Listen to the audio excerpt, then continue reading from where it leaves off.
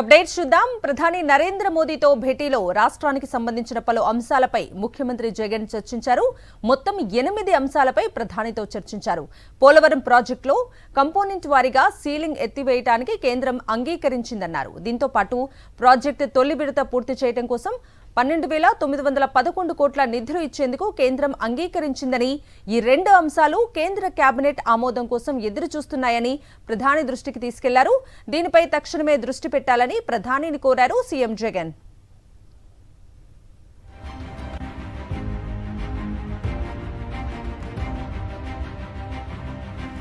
పోలవరం మొదటి విడత పూర్తి చేయడం కోసం 17,144 కోట్ల రూపాయలు ఖర్చవుతాయని, ఇప్పటికే దీనికి సంబంధించిన ప్రతిపాదన కూడా జలశక్తి శాఖ పెండింగ్ లో ఉందని వెంటనే పరిశీలించి ఆమోదం తెలపాలని ప్రధానిని కోరారు సీఎం జగన్. అలాగే రాష్ట్ర విభజన సమయంలో ఇచ్చిన ప్రత్యేక హోదా సహా ఇతర హామీలను కూడా అమలు చేయాలని ప్రధానిని కోరారు. రాష్ట్ర ఆర్థిక పురోగతికి ప్రత్యేక హోదా అవసరమని, పెట్టుబడులు రావటమే కాకుండా తద్వారా మెరుగైన ఉపాధి అవకాశాలు ఏర్పడతాయని సీఎం జగన్ తెలిపారు. విశాఖపట్నం మెట్రో రైల్ ప్రాజెక్టుకు వీలైనంత త్వరగా ఆమోదం తెలపాలని ప్రధానిని కోరారు సీఎం జగన్.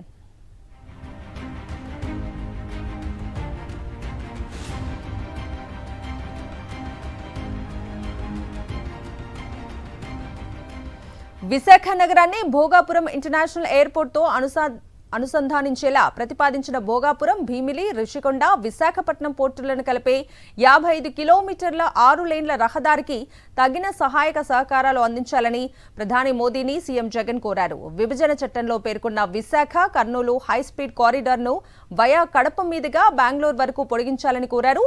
దీనిపై తగిన పరిశీలనలు జరిపి పూర్తి చేసి ఈ ప్రాజెక్టు పూర్తయ్యేలా చూడాలని కోరారు. 2014 జూన్ నుంచి 3 ఏళ్ల పాటు తెలంగాణ రాష్ట్రానికి ఏపీ జెన్కో విద్యుత్ సరఫరా చేసిందని, దీనికి సంబంధించిన 7,230 కోట్ల బకాయిలు పెండింగ్ లో ఉన్నాయని, వీటిని వెంటనే చెల్లించేలా చూడాలని సీఎం జగన్ ప్రధానిని కోరారు.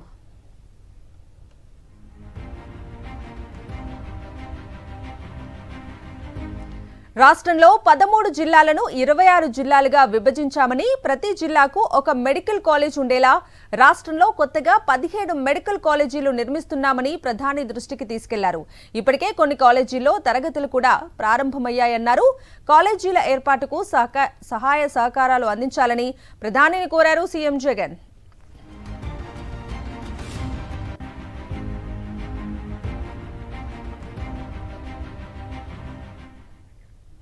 వచ్చే ఎన్నికల్లో వార్ వన్ సైడ్, జగన్ మళ్లీ సీఎం కావటం ఖాయమన్నారు మంత్రి రోజా. విశాఖపట్నంలో ఆడుదాం ఆంధ్ర రాష్ట్ర స్థాయి పోటీలను ఆమె ప్రారంభించారు. ఆడుదాం ఆంధ్ర కార్యక్రమంపై ఎలో మీడియా దుర్మార్గపు రాతలు రాస్తోందని మండిపడ్డారు. చంద్రబాబు స్క్రిప్ట్ చదివే షర్మిలను ఎవరూ నమ్మరన్నారు. బాబు, పవన్, షర్మిల తెలంగాణకు పారిపోవటం ఖాయమన్నారు. కాంగ్రెస్ తరఫున ఎవరొచ్చినా వారికి జీరో వాల్యూ ఉంటుందన్నారు రోజా. అమ్మ షర్మిల గారు, రేవంత్ గారు కాంగ్రెస్లోనే ఉన్నారు కదా, మనకి రావాల్సిన 6,000 కోట్ల రావాల్సిన వాటిని తీసుకురండి రేవంత్తో మాట్లాడి. అలాగే 1,80,000 కోట్ల ఉమ్మడి ఆస్తులు ఏవైతే ఉన్నాయో వాటన్నిటిని కూడా సోనియా గాంధీతో రేవంత్తో మాట్లాడి తీసుకురావాలి. ఊరికే ఆంధ్రప్రదేశ్లో వచ్చి విషం చెందితే ప్రజలు ఎవరు కూడా నమ్మే పరిస్థితి లేదు అని కూడా ఈ సందర్భంగా తెలియజేసుకుంటున్నా. కేవలం జగన్మోహన్ రెడ్డి గారి మీద విషం చిమ్మటానికే చంద్రబాబు నాయుడు, సోనియా గాంధీ ఈరోజు షర్మిల గారిని ఆంధ్రప్రదేశ్లో కాంగ్రెస్ పార్టీలో పెట్టి ఈ విధంగా టూర్లు పెట్టిస్తున్నారనేది చిన్న పిల్లోడిని అడిగినా కూడా చెబుతారు. ఎందుకంటే నేను తెలంగాణలో పుట్టాను, తెలంగాణలోనే పెరిగాను, తెలంగాణలోనే పెళ్లి చేసుకున్నాను. తెలంగాణ ప్రజలు నా ప్రజలు, నా జీవితాంతం ప్రాణం ఉన్నంత వరకు తెలంగాణ ప్రజల కోసమే పోరాడతానని ఒక పార్టీ పెట్టి ఏ లబ్ధి కోసం ఆ పార్టీని కాంగ్రెస్లో విలీనం చేసిందో తెలంగాణ ప్రజలకి చెప్పాలి. ఏ లబ్ధి కోసం తెలంగాణ ప్రజల్ని గాలికి వదిలేసి ఇక్కడ జగనన్న మీద విషం చిమ్ముతుందో కూడా చెప్పాల్సిన అవసరం ఉంది. ఈరోజు కాంగ్రెస్ పార్టీ తరఫున షర్మిల గారు కానివ్వండి, ఎవరు వచ్చినా కూడా వాళ్ళకి జీరో వాల్యూ. ఆయన మీద విషం చిమ్మడానికి వచ్చే non local politicians Chandrababu Naidu అయినా, పవన్ కళ్యాణ్ అయినా, లోకేష్ అయినా, షర్మిల అయినా వీళ్ళు 2024 తర్వాత ఈ రాష్ట్రంలో కనబడరు. హైదరాబాద్కి పార్సిల్ చేసేస్తారు ప్రజలను కూడా చెప్తున్నా. చంద్రబాబుపై మండిపడ్డారు మాజీ మంత్రి పేర్ని నాని. అధికారం కోసం చంద్రబాబు ఏ గడ్డైనా కరుస్తారని నాని ఆగ్రహం వ్యక్తం చేశారు.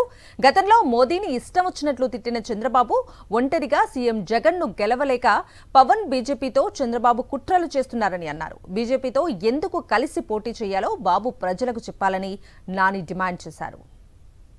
అంటే 5 ఏళ్ల క్రితం 2014లోనేమో భారతీయ జనతా పార్టీ దేశానికి చాలా అవసరం, ఈ రాష్ట్రం బాగుపడాలంటే భారతీయ జనతా పార్టీతో కలిసి వెళ్ళాలని చెప్పి మాట్లాడి వాళ్ళతో చట్టాపట్టాలు వేసుకుని 4 ఏళ్ళు వీళ్ళ ప్రభుత్వంలో వాళ్ళు, వాళ్ళ ప్రభుత్వంలో వీళ్ళు కలిసి కాపురం చేసి చివరి 6 నెలల్లో ఈ రాష్ట్రానికి మోడీ ద్రోహం చేశాడు, ఈ రాష్ట్రానికి బీజేపీ పార్టీ ద్రోహం చేసింది, ప్రత్యేక హోదా ఇవ్వలేదు, మరి అది ఇవ్వలేదు, ఇది ఇవ్వలేదు, ఏం చేయలేదు, పోలవరానికి సరిగ్గా డబ్బులు ఇవ్వలేదు, ఇట్లాంటివన్నీ కూడా మాట్లాడి బూతులు తిట్టినటువంటి వ్యక్తి.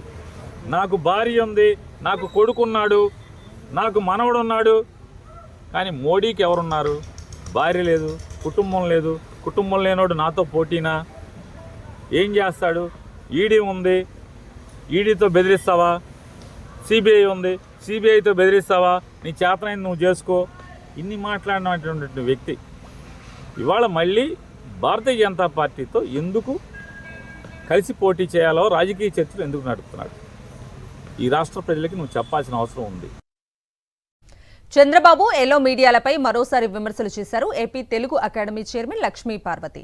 నిన్న మొన్నటి వరకు కాంగ్రెస్ పార్టీతో అంటకాగిన చంద్రబాబు ఇప్పుడు బీజేపీ మద్దతు కోసం వెంపర్లాడుతున్నారని మండిపడ్డారు. కేవలం 3 సీట్లు వచ్చే టీడీపీ కోసం బీజేపీనే వెంటపడుతోందంటూ ఎల్లో మీడియా బిల్డప్ ఇవ్వటం సిగ్గుచేటని ఆగ్రహం వ్యక్తం చేశారు. చంద్రబాబు నాయుడు అప్పటికప్పుడే ఫ్లైట్ ఎక్కాడు, పోయాడు, ఢిల్లీ పోయాడు. అదేవిధంగా 1 గంట 2 గంటలో ఎవ్వరికి కనపడకుండా సీక్రెట్ ప్లేస్లోకి వెళ్ళిపోయాడు. వెళ్ళిపోయి ఈయన చేస్తే ఏంటంటే తెల్లారేసరికి ఒక సీ వాటర్ సర్వే వచ్చింది మనకి. ఈయన కనపడకుండా పోయిన దానికి అదేవిధంగా అమిత్ షా గారి అపాయింట్మెంట్ అన్నారు, అది కూడా అబద్ధం అని తేలిపోతా ఉంది. బహుశా నడ్డా గారు కలిసారేమో, ఎందుకంటే ఏ ఫోటోలు లేవు. కానీ దాని మీద ఇప్పుడు వాళ్ళు ఇస్తున్నటువంటి బిల్డప్ చూస్తూ ఉంటే ఏబిఎన్ వాళ్లే పిలిపించారని, అదేవిధంగా అసలు ఈయన అవసరం వాళ్ళకి ఎంతో ఉందట. 400 సీట్లు గెలుచుకునేటువంటి బీజేపీ పార్టీకి, ఎన్డీఏకి చంద్రబాబు నాయుడు, ఇక్కడ 3 ఎంపీలు గెలుచుకున్న చంద్రబాబు నాయుడు, ఇతని అవసరం అట వాళ్ళకి చాలా ఉందట. అందుకనే పాపం వెంటబడుతున్నారట బీజేపీ పార్టీ. కనీసం ఈ రాష్ట్ర నాయకత్వం పురంధరేశ్వరంటే ఇక చెప్పేదేముంది వదిన గారు. అందువల్ల చంద్రబాబు నాయుడు గెలవాలని కోరుకున్న ఆమె బీజేపీ కంటే తెలుగుదేశం పార్టీకి ఎక్కువ ప్రాధాన్యత ఇస్తున్న వ్యక్తి. అందువల్ల వాళ్ళెవరూ కూడా ఖండించకపోవటం దురదృష్టం. చంద్రబాబు అధికారంలోకి తీసుకురావడానికి రామోజీరావు ఎంత నీచానికైనా సిద్ధపడతారని ఆగ్రహం వ్యక్తం చేశారు AP film development corporation chairman Posani Krishnamurali. YS కుటుంబం, సినీ నటుడు చిరంజీవితో పాటు ప్రధాని మోదీపైన దారుణమైన రాతలు, విష ప్రచారం చేయించారని మండిపడ్డారు. ఎల్లో మీడియాను ప్రజలు విశ్వసించే పరిస్థితి లేదన్న పోసాని రానున్న ఎన్నికల్లో వైఎస్ మళ్లీ విజయం సాధించడం ఖాయమన్నారు. చంద్రబాబు ఇప్పుడు ఎలక్షన్ టైము, రామోజీ గుర్తుపెట్టుకో, ఎలక్షన్ టైం ఇది. ఇప్పుడు కనుక నార్కో టెస్ట్ చేయించుకుంటే ఆడు నిజాయితీ పడని వస్తే ఎలక్షన్లో గెలిచిపోతాడు. 175 జగన్ గారు కాదు చంద్రబాబుకి వచ్చేస్తుంది. Are you ready for narco test? Chandrababu రెడీయా నార్కో టెస్ట్కి? అవినీతి పనులు చేయలేదు, ఎప్పుడు అవినీతి పనులు చేయలేదు.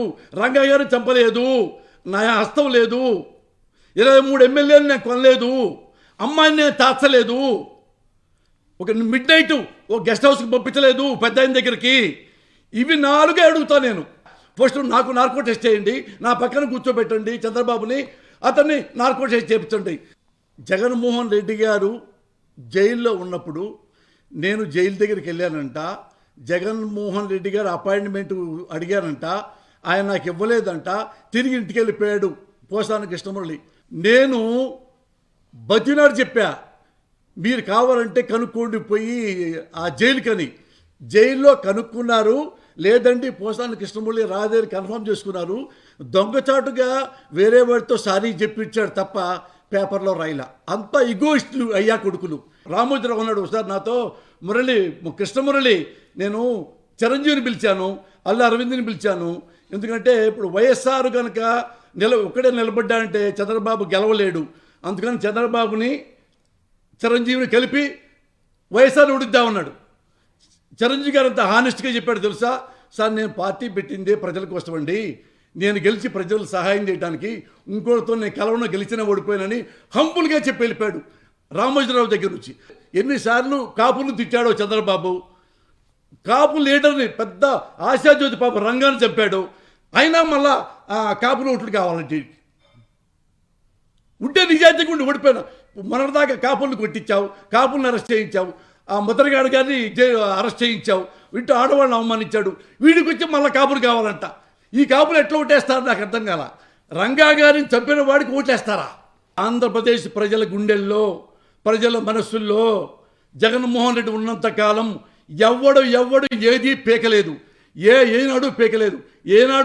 ఈనాడు ఇట్లా చెప్పి చివరికి అది టాయిలెట్ పేపర్ కింద మిగిలిపోద్ది తప్ప ఈ పేపర్ గురించి చదివి ఎవ్వడు ఓటేయడో.